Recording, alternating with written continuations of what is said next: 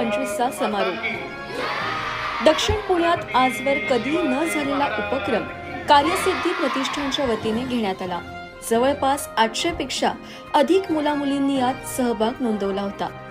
आपल्या पाल्याने मोबाईल पासून दूर राहावं किंबहुना मोबाईल व्यसन त्यांना लागलं नाही पाहिजे अशी आरोळी आपण नेहमीच देत असतो, परंतु त्याऐवजी मुलांनी काय करायला हवं हे कार्यसिद्धी प्रतिष्ठानने शिकवलं।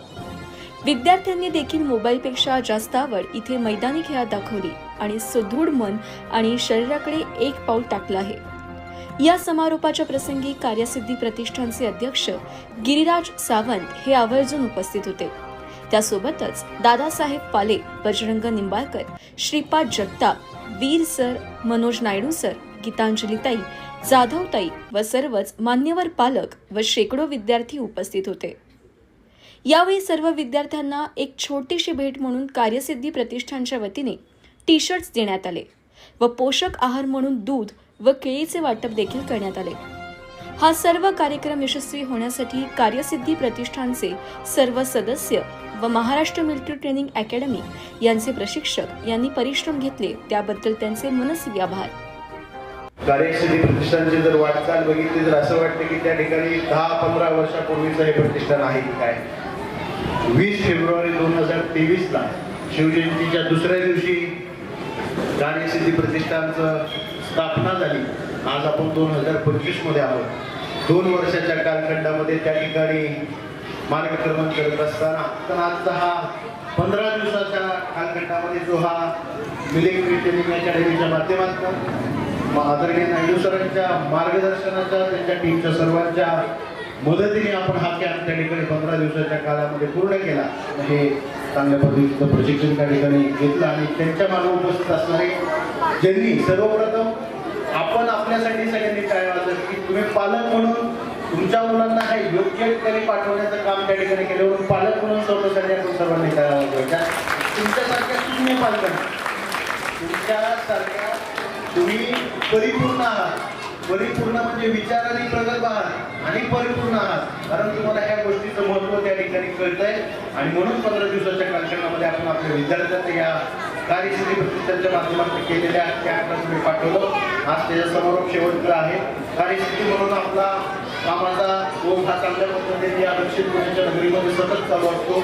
अनेक प्रकारचे लोक उपयोगी जसं सांगितलं की जगरीत वाक्य आपण केलं कार्यसमृद्धीच्या राष्ट्रीय राष्ट्राला प्रेरित असणारं कार्य 2.5 वर्षाच्या कालखंडामध्ये निंबाळकर साहेब, जगताप साहेब घडलेलं आहे आणि इथून पुढच्या कालखंडामध्ये देखील अशाच पद्धतीचं कार्य, अशाच पद्धतीची कृती जी राष्ट्राला प्रेरित असेल, जी राष्ट्राला समर्पित असेल, अशाच पद्धतीचं काम कार्यसिद्धी प्रतिष्ठानच्या माध्यमातून होणार। कारण उन्हाळ्याच्या सुट्टीत काय करायचं तर आता मामा राहिलं नाही, मामाचं गाव राहिलं नाही, गावाकडे राहिलं नाही, ग्रामीण भागात राहायची इच्छा होत नाही। त्यामुळे मुलांना अशा सामाजिक कार्यात आणि कुणीतरी पुढाकार घेऊन मैदानात आणण्याची गरज होती। ते गिरिराज भाऊंनी आणली। त्यांचे अनेक क्षेत्रातले काम आहेत। मला खरं त्यांचं कौतुक वाटतं। मी 20 वर्ष सैन्यामध्ये काम केलं। 20 वर्षामध्ये 3 लढाया केल्या। 3 लढाईमध्ये कारगिलसारखी लढाई केली, ऑपरेशन पराक्रम मध्ये सहभाग घेतला, ऑपरेशन रक्षण मध्ये काम केले। तुमच्या शरीराला आवश्यक असणार जे प्रशिक्षण आहे, कमीत कमी तुम्ही जरी लढाईमध्ये पेट पोचला नाही, सैनिक जरी नाही बनला, चांगलं देशाचा नागरिक बनला, देशाचं चांगलं एक मोठा क्रीडापटू बनला तरी सुद्धा खूप मोठं कार्य त्यांच्या हाती होणार आहे। कार्यसिद्धी प्रतिष्ठानचे संस्थापक मान्य श्री गिरिराज सावंत सर हे नेहमीच खूप काही उपक्रम राबवत असतात। जसं की सांस्कृतिक, शैक्षणिक, सामाजिक असे अनेक उपक्रम ते राबवत असतात। तसेच त्यांनी थोरबे हायस्कूलच्या मैदानावर मोफत उन्हाळी शिबिर, कमांडो प्रशिक्षणचा वर्ग त्यांनी राबवला। यामध्ये त्यांनी आम्हाला रायफल शूटिंग, पिटी कवायती, लष्करी अडथळे, काठी तलवारबाजी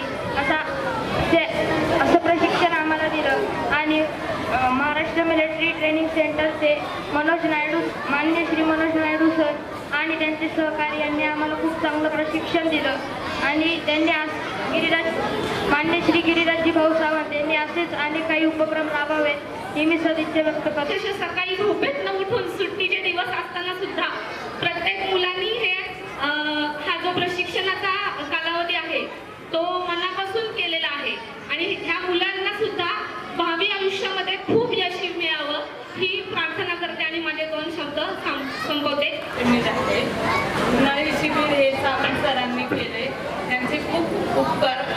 आभार मानते, कारण त्यांनी एवढं केलं ते लहान मुलांसाठी. आपल्या या भागामध्ये आतापर्यंत कधीच हे प्रशिक्षण मिळाले नाही आणि नायडू सरांच्यामुळे तर जास्तीत जास्त प्रयत्न मुलांनी केले. त्या मुलांना एवढं